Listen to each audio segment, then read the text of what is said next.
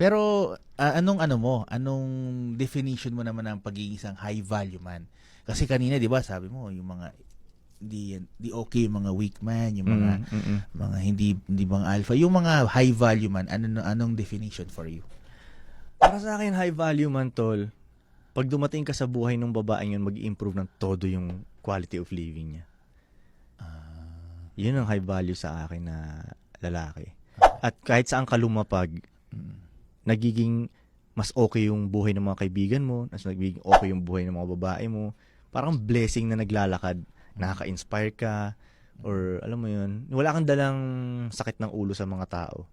Yun, kumbaga may silbi ka sa mundong to, basically. As a man, maasahan ka nila. Mayroon kang malalapag na something sa lamesa. Yun ang high value man para sa akin.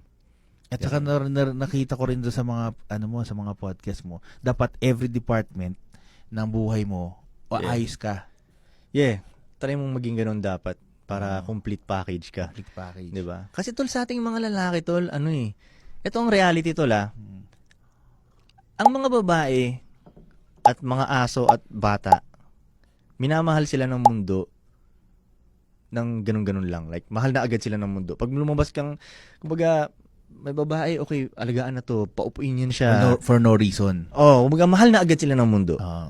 Ang reality niyan, tol, para sa ating mga lalaki, mamahalin lang nila tayo pag meron tayong napo-provide na something. Kung wala kang silbi sa mundong to, walang pakialam ang mundo sa'yo eh. Brutal ang mundo sa mga lalaki, tol. Kung di ka makaka-provide, or kung hindi ka malakas, or hindi kahit anuman, wala kang silbi, walang nakakakita sa'yo. Walang babaeng lumilingon sa'yo. Yung ibang mga lalaki, hindi ka rin nila trip, ayaw ka nilang kausapin, invisible ka sa mundong to.